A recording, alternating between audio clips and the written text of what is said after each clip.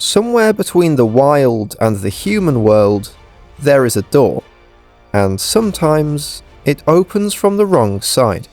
These aren't curated nature films. These are real people, hikers, hunters, homeowners, standing face to face with one of the most powerful animals on the continent. And every single one of them had to make a choice in the next few seconds. What you're about to see is real. Understanding why these animals behave the way they do, the biology, the instinct, the trigger, might be the most important thing you watch today. Lake Tahoe, California. Summer 2025. A 500-pound black bear has mastered something wildlife managers classify as one of their most serious management problems: food conditioning. This animal has learned that human structures reliably yield high-calorie rewards, and it has stopped treating those structures as a threat. Black bears are not ambush predators. They are highly intelligent, highly adaptable omnivores. A bear that has learned to associate a house with food is a bear that no longer experiences a fear response in proximity to humans. Wildlife biologists call this food conditioning, and it is almost always the direct result of unsecured attractants left accessible by people. In late summer, bears enter a physiological state called hyperphagia, a hormonally driven compulsion to maximize caloric intake before winter denning. During this period, a large bear may need to consume between 15,000 and 20,000 or more calories per day. Every unsecured garbage bin, every unlatched cooler, every bag of dog food left on a porch becomes a potential target. The drive is not aggression, it is biological necessity. The bear was relocated, but wildlife managers are candid about the prognosis. Food-conditioned animals rarely reverse their behavior after successful reinforcement. The greatest risk in encounters like this one is not to the homeowner, it is to the bear. A trail in the hills above Los Angeles. Late morning. A runner moving at pace. Around a blind corner, 300 pounds of maternal instinct triggered at close range. She had approximately 2 seconds to react. She didn't run, she didn't scream. She held her ground, made herself large, and spoke to the bear in a calm, firm voice. And that specific combination of behaviours is why she walked away. A mother bear's instinctive first response to a perceived threat near her cubs is a bluff charge, a rapid, intimidating rush designed to drive the perceived danger away. It is communication, not predation. Her message is unambiguous: back off. Turning and running overrides that communication. It activates a chase response in the bear, shifting the animal's focus from threat displacement to pursuit of a moving target. Wildlife experts consistently advise: face the bear, stand your ground, speak firmly, and back away slowly without turning. She said afterward that she simply talked to it. Get away, bear. The bear reconsidered. That exchange lasted approximately 4 seconds, and it is a near-perfect example of why understanding bear behaviour, rather than fearing it, is the most effective survival strategy there is. Fred Eichler is not an inexperienced outdoorsman. He is a professional hunter with decades logged in active grizzly territory. He carries bear spray. He is situationally aware. He does everything a person is supposed to do in grizzly country. It nearly isn't enough. Bear spray, deployed at point-blank range. That is what stopped a 400-pound grizzly in full charge.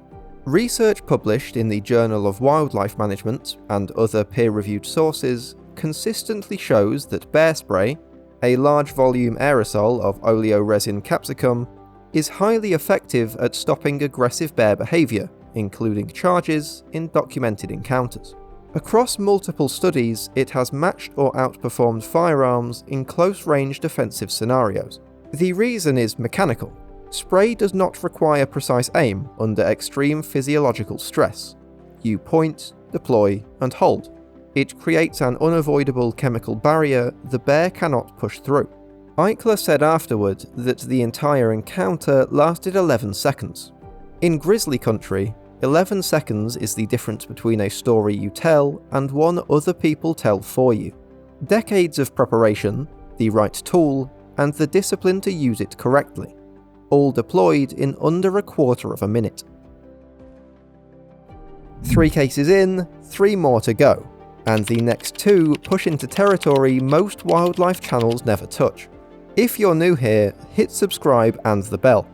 Every video we produce is grounded in real footage, verified science, and documented survival outcomes. Now, back to the wild. Chapinca Ecological Park, Mexico. A Sunday afternoon. Families out for a walk. A black bear wanders directly into the group, and a woman's immediate instinct is to take a selfie. She was not injured, and that outcome, while fortunate, is precisely the problem.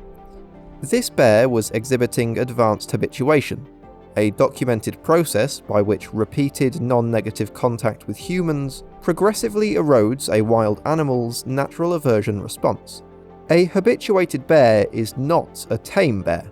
It is a bear that has lost the instinct that keeps both parties safe. That bear wasn't dangerous because it was aggressive. It was dangerous because it was no longer afraid. And a wild animal that stops fearing humans does not receive rehabilitation. It receives a management response. This woman walked away with a photograph. Wildlife managers watching footage like this know what the trajectory often looks like. Every casual close encounter that ends without incident teaches the bear that close contact is safe. That lesson compounds, and it ends one way.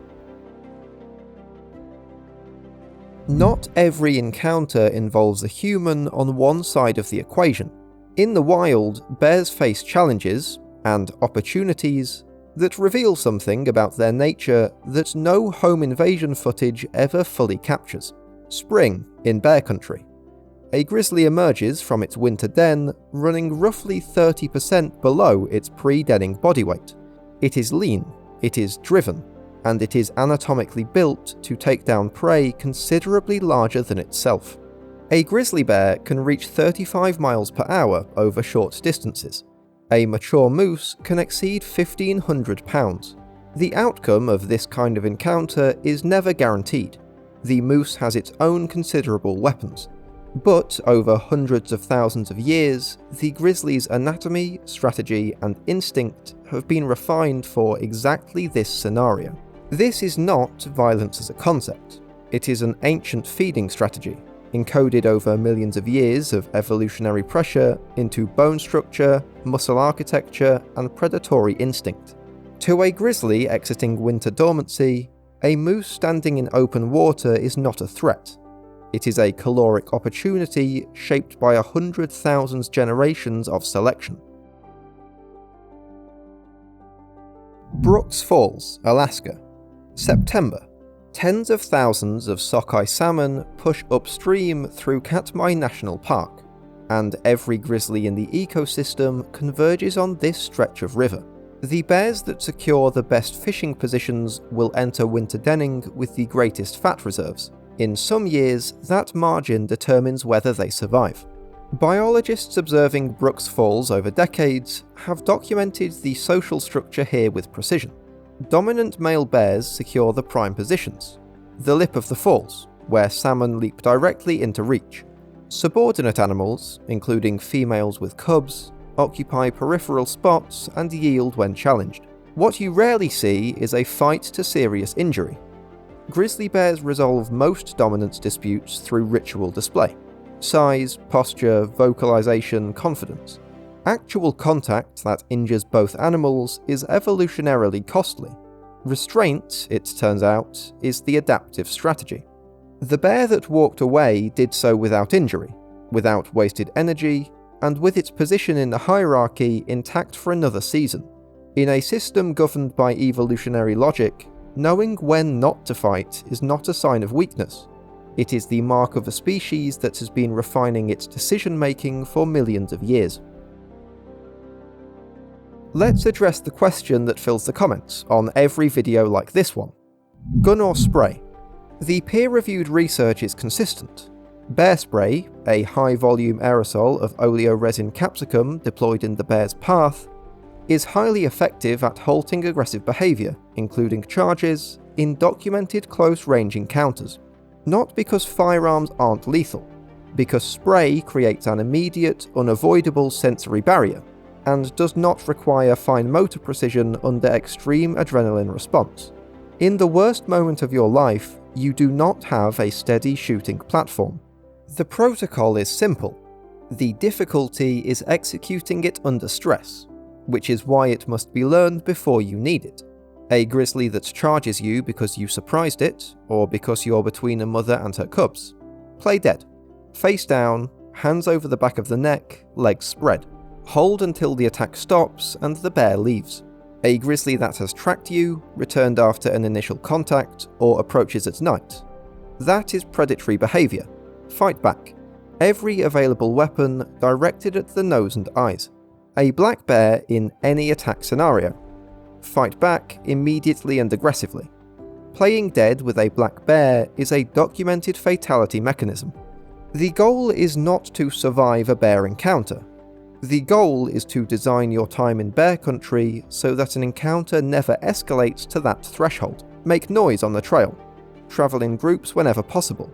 Give bears a wide berth and never approach. Secure all food and attractants. And carry the spray. On your hip, safety accessible, every single time you are in the field.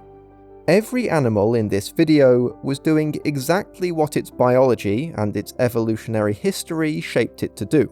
The bear in the kitchen was following a physiological drive to accumulate calories before winter. The mother on the trail was executing a threat displacement response to protect her offspring. The grizzly at Brooks Falls was competing for a finite, time-sensitive resource.